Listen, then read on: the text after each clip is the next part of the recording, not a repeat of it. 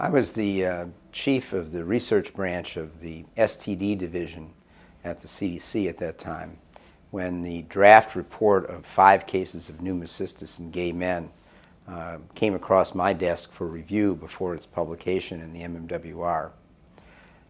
My first reaction was, this is an extraordinarily important finding.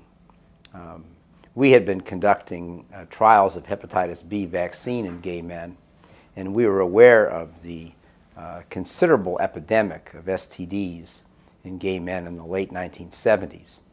And of course, coming from that area, the first hypothesis that many of us had was that this somehow could be related to an STD. Well, what we know is that there was a large epidemic of STDs in the United States in general in the late 70s, and particularly in gay men in cities where people went for a gay lifestyle in particular.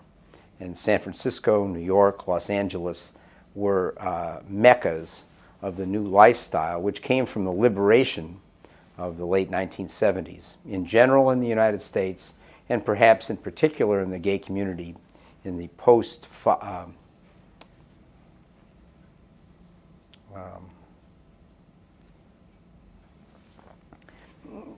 this was typical of the liberation of the late 1970s in the United States, and particularly in the gay community in the post-Stonewall era.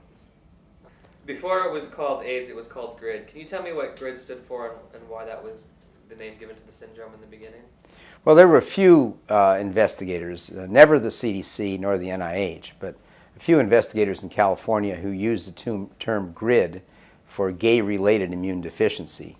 That was a term that we always rejected because we thought that it was unlikely to be a disease only associated with gay men.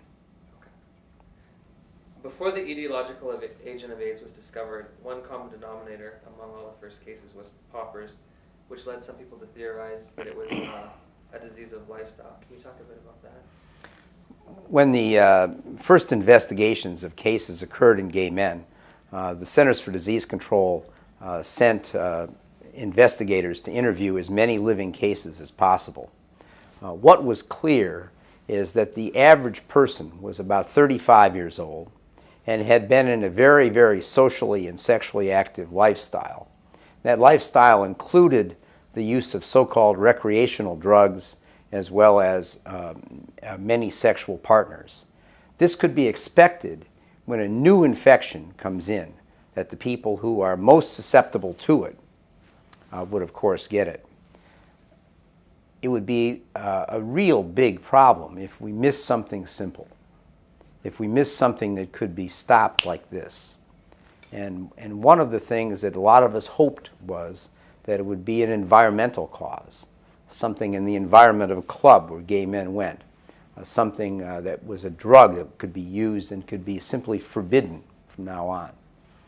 Isobutyl nitrite or amyl nitrite, so-called poppers, were such a drug, more commonly used by gay men than by heterosexuals, more commonly used in the clubs where people went for sexual activity.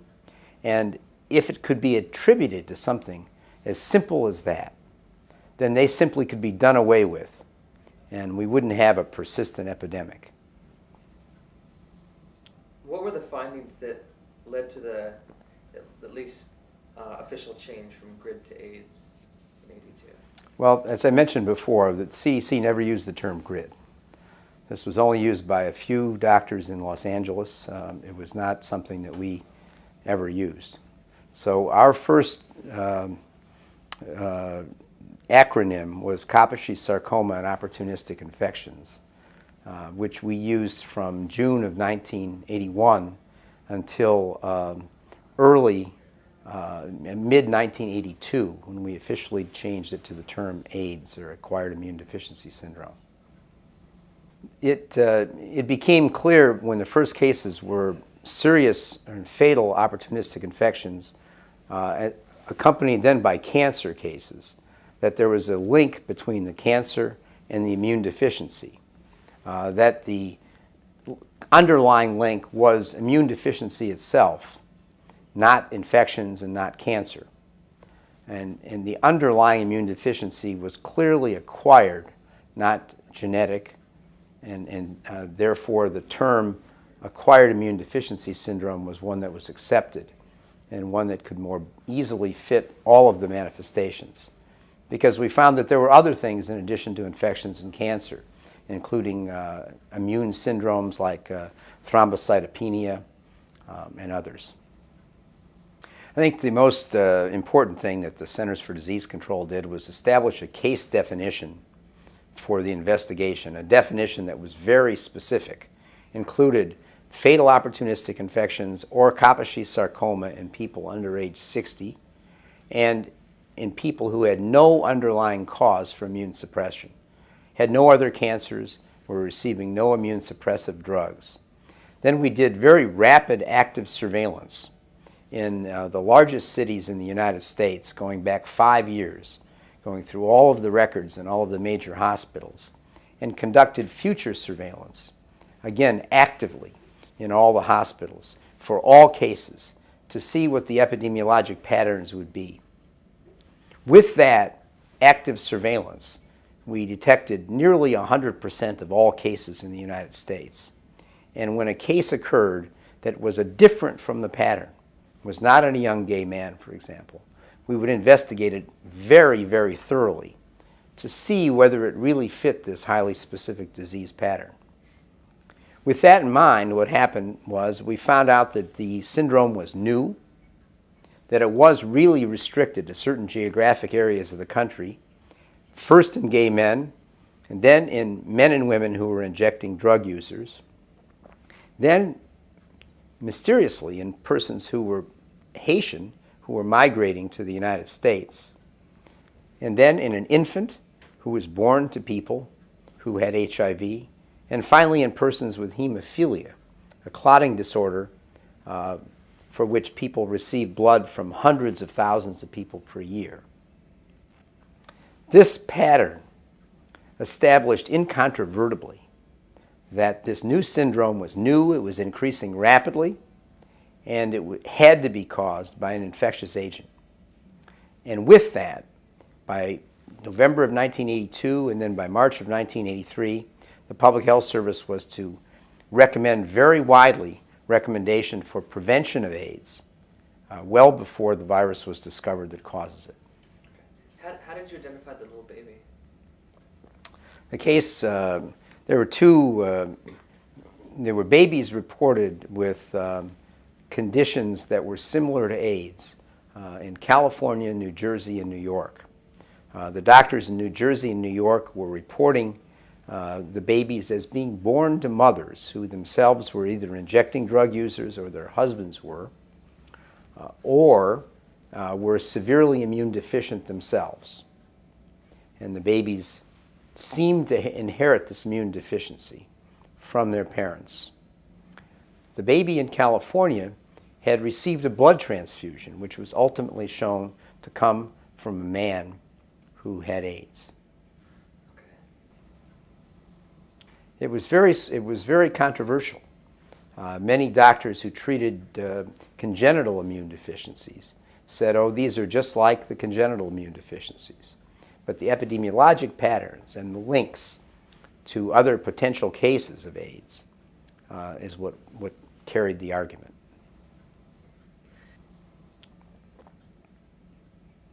I read that the standard of practice, going back one more time to KS, in the 80s, was it standard chemotherapy? In 1981 or 1982, it was very uncommon to see Kaposi sarcoma in young men. It was also very uncommon to see the disease be rapidly progressive and potentially fatal. When it was simply a skin infection of old men, the treatment was a very mild treatment. But the rapidly progressive disease required more dramatic experimental treatments. And initially, radiation therapy and chemotherapy was used to treat the Kaposi sarcoma. Inadvertently, these therapies further depressed the immune system in some of the patients. In the United States and in much of the industrialized world, we have a highly specialized medical system. Doctors who see cancer patients have one specialty. Doctors who see infectious diseases have another specialty.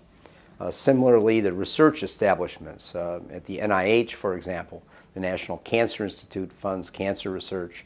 The National Institute of Allergy and Infectious Disease funds infectious disease research.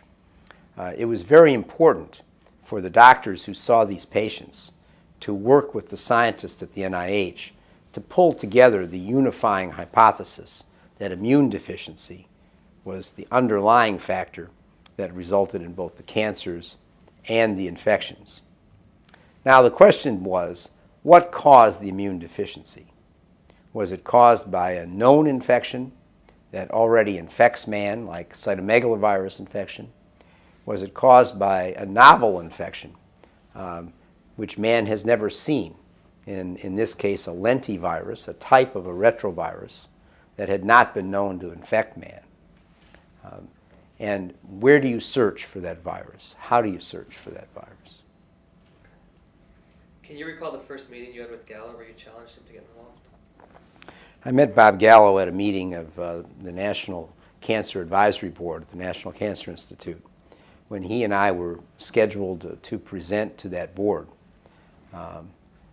Time was short at the end of the meeting, and I remember there not being time for both of us to present. Since I had flown from Atlanta to the meeting, the director of the National Cancer Institute asked me to present, and I directed my remarks to Dr. Gallo, who was a very well-known virus cancer researcher, and challenged him to look for the virus that was causing this horrible new epidemic. I think that some of the lessons that we've learned in the AIDS epidemic and lessons that we've learned in studying other diseases is that scientists stand on the shoulder of other scientists. Clearly, when AIDS came along, our ability to measure and understand the immune system was relatively new. And the ability to sort out and understand the functions of the various types of cells in the immune system was just really coming into play in the last dozen or so years. The field of molecular biology and molecular genetics and viral genetics was also relatively new. And that led to the ability to understand AIDS and to isolate and help to understand HIV infection. You know, the AIDS epidemic began to be found in 1981, very shortly after Ronald Reagan had been elected president. At that time, there was double-digit inflation, very high unemployment, rapid military buildup, and a threat to decrease all domestic programs. And this led to reductions in force in the public health service, particularly the CDC. And so we were under fire for reductions in the CDC budget during the first years of the Reagan administration. I can remember the NIH paying for my travel to come and talk to the National Cancer Advisory Board meeting because of severe travel restrictions in our budget. Would you say in a roundabout sort of way AIDS actually helped progress and save the CDC from all those budgetary cuts? Well, I think that the importance of the response to epidemics like AIDS pointed out why the country needs and can benefit from the Centers for Disease Control for its rapid response to the epidemic, for the National Institutes of Health, for the scientific findings that have led to the isolation of the virus, the development of antiviral drugs, the ongoing quest for a vaccine, and the need for these agencies to work closely together. Gallo also said that in the late 70s and early 80s there was still a lot of resistance to the idea that a retrovirus could cause disease. Why was there so much skepticism? Dr. Gallo's lab had isolated the first retroviruses in humans, both oncogenic type viruses, which transform cells and cause them to develop cancer. There had not been lentiviruses, which themselves destroyed cells, isolated in humans, and there wasn't a lot of in the infectious disease community, there wasn't a lot of expertise in retroviruses.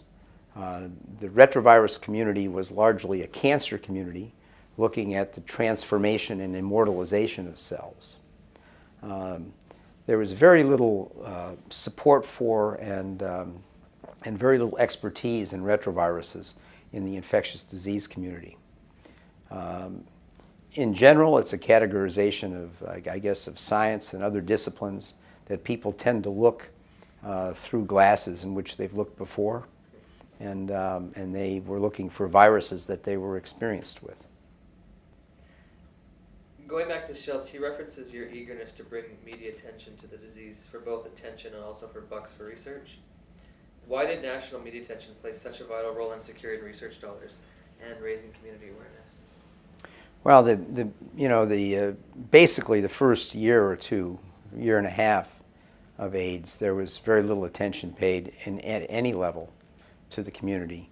The only people who took it seriously, beyond those of us who were working on it on a daily basis, were the doctors who were caring for the patients themselves who were dying, and a small set of researchers and administrators at the NIH and CDC and other universities.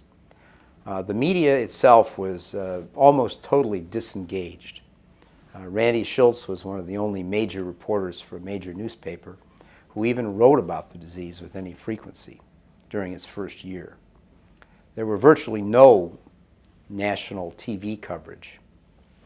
I can recall the first national TV coverage on the Good Morning America show when I flew to New York to be on the show, and for a 10-minute slot that was reduced to 2 minutes because of the recovery of the hostages from Iran in the early years of the Reagan administration. We thought it was so important to get national media attention that it was worth time to go for a 2-minute slot simply to be on there. How did CDC help change the national media perception of the epidemic? Well, I think the ongoing increase in numbers of cases led to some additional awareness, and the strength of the perceptions of the doctors and scientists led to that. But the true increase in attention didn't really occur until people were convinced that infants were getting the disease, and they were convinced that it was in the blood supply. There was a big change when persons with hemophilia were diagnosed with pneumocystis pneumonia, and we credibly and very loudly said, this is almost certainly due to a virus. Then people went from neglecting it to fearing it. The needle swung all the way from complacency and neglect to fear and panic. Maybe I can get it from having lunch with a gay man. Maybe I can get it on the subway in New York. Maybe I can get it from a toilet seat. Maybe it's not safe to go to San Francisco. People were very concerned, from being totally unconcerned to being totally panicked about how easy it was to acquire this horrible disease. What else did I want to say? I want to say something else about the media. Okay, go ahead. I'll say, you can put this in. I think that once people were recognized that this was likely caused by a virus, the media attention went from no news coverage to the most covered news story in history for the next several years. There were virtually articles every day in every paper from about 1983 until about 1989. I believe in the 90s CNN took it on too, right? They had nightly programming. Oh yeah, I mean, they were just constantly in the news. Okay, now you want to go back to 94. Well, the first papers that indicated that a retrovirus would be the cause of AIDS occurred in 1983 in Science magazine. 3 articles were in that journal, one by Max Essex, one by Dr. Gallo and his colleagues, and one by François Barré-Senous and her colleagues at the Institut Pasteur. They described the virus called LAV. Dr. Gallo and Dr. Essex were describing studies of associating HTLV1 antibody to many in isolation in some of the AIDS patients.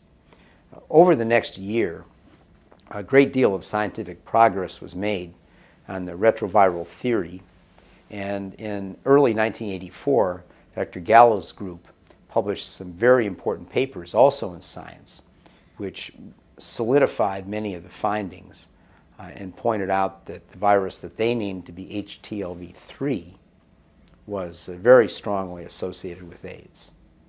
Ultimately, LAV and HTLV3 were found to be the same virus and actually were named HIV by a consensus committee.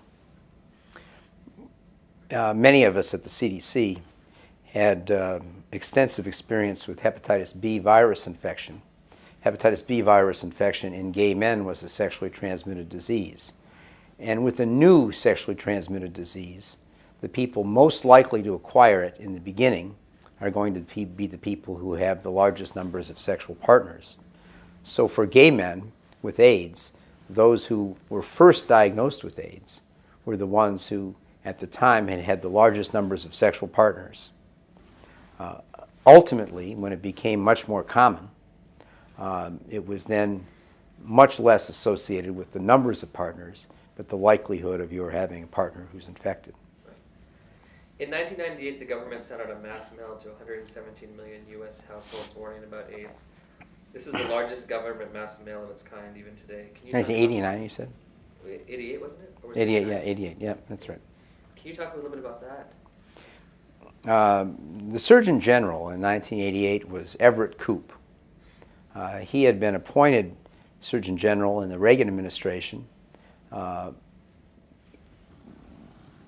partly because of his eminence as a pediatric surgeon, and partly because he was seen as anti-abortion. People in the public health community were skeptical of his qualifications and his political viewpoints. When he became interested in AIDS and wrote a report on AIDS, which was subsequently mailed to all Americans, many of us were very pleasantly surprised at the lack of political influence and the very important scientific-based approach that he took. How important was that mass mail in curbing the epidemic? Well, I think that when the Surgeon General took on AIDS in a no-nonsense, science-based, non-judgmental way, it was a very strong message to the American public that this was important and this infection could be prevented through the will of people's own behavior if they had the tools to do so. Today there are some 27 diseases in the AIDS category. What is unique about these diseases that they were chosen to be included in the AIDS definition? Well, we now know that AIDS really represents a severe breakdown of the immune system. It's really the end stage of HIV infection. And all of the conditions that occur at the end stage of HIV infection, the serious ones, are included in the case definition. But the real definition of AIDS is a severe breakdown of the immune system, which can be measured in the laboratory. The 200 T cell? Yeah. Okay. That was actually one thing I wanted to ask you, because I interviewed the public health department in Canada, and they don't include the 200 T cell count. Is that for political reasons, or is it, do you know why they don't acknowledge that? It became clear in the early 1990s, as AIDS became more treatable, that the surveillance system that was hospital-based, that was based upon infections and cancers only, needed to be replaced by something that represented the severe stage of HIV infection. Whether or not someone has an actual infection, if their immune system was severely compromised, that would be evidence of end-stage HIV infection. We also wanted to, it was also, CDC felt it was important to utilize the case definition of a way of demonstrating a need for management of people with end-stage infection. And we wanted their doctors to be alert to that management need, and we wanted their insurance companies to be alert to paying for the conditions. Can you explain what the Western blot is and why it's called the confirmatory test? With HIV infection, usually an ELISA test or some other test is the first test being used. All diagnostic tests have, even those with HIV, which have a very high degree of accuracy, have some very small percentage of false positives. The concept is very important to have a second test which is independent of the first test. That is, it's a test which uses a different principle, and that different principle then will make it much less likely that they'll both be false positive. So with mostly an ELISA test is used as a first test, and then a Western blot test among all those that are only ELISA positive is used to confirm the second test, making it very unlikely that both of them would be false positive. Okay. Now, clinicians have to follow a certain guide when diagnosing somebody with HIV. Is that criteria set by the CDC? Say that again? The criteria for diagnosing someone with HIV? Well, HIV infection is diagnosed with rather now routine laboratory tests, which, for which there are criteria for diagnosis Okay. established by the manufacturer, Okay. FDA. Harry Haverkos was one of the Epidemic Intelligence Service officers who was trained in infectious disease that worked with us at the CDC in the very beginning. And he was instrumental in establishing a case definition, working on surveillance for AIDS, and was instrumental in many of our investigations. He has maintained interest in various aspects of the AIDS epidemic as he has moved his career to NIH, to the National Institute of Drug Abuse, and to FDA, I think where he is now. And one of his interests is in the area of the cause of Kaposi sarcoma. He's very interested in aspects of things that may cause it. One certain factor in the cause of Kaposi sarcoma appears to be a human herpes virus 8, which is strongly associated with Kaposi sarcoma and is a factor in the cause of Kaposi sarcoma along with immune suppression. Do you agree at all that cofactors could actually be a part of HIV infection, or do you think it's strictly HIV? I think HIV infection has been easily proven to be sufficient to cause AIDS all on its own. Some people are very fortunate that they don't have these side effects.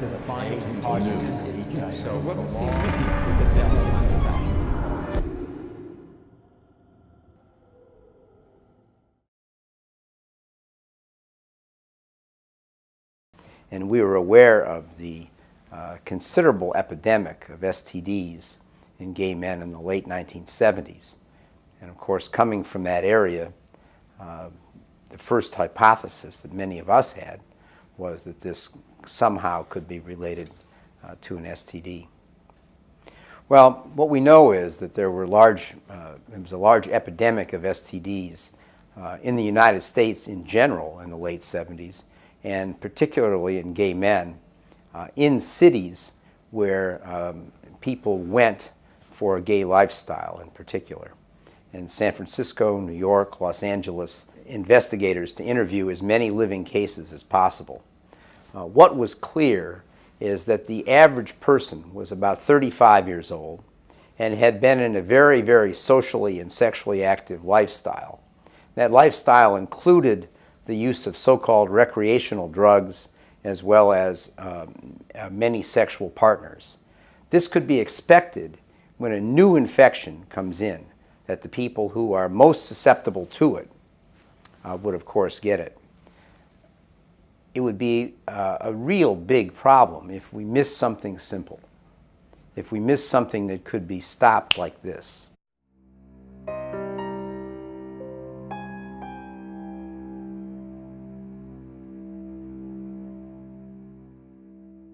I was the chief of the research branch of the STD division at the CDC at that time, when the draft report of 5 cases of pneumocystis in gay men came across my desk for review before its publication in the MMWR.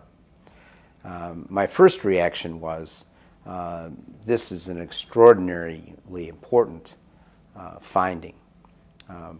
We had been conducting trials of hepatitis B vaccine in gay men, were meccas of the new lifestyle, which came from the liberation of the late 1970s, in general in the United States, and perhaps in particular in the gay community in the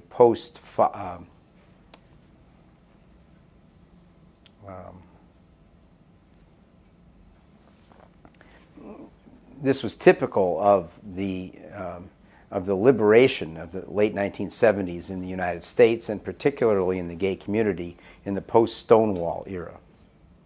Before it was called AIDS, it was called GRID. Can you tell me what GRID stood for and why that was the name given to the syndrome in the beginning? Well, there were a few investigators, never the CDC nor the NIH, but a few investigators in California who used the term GRID for gay-related immune deficiency.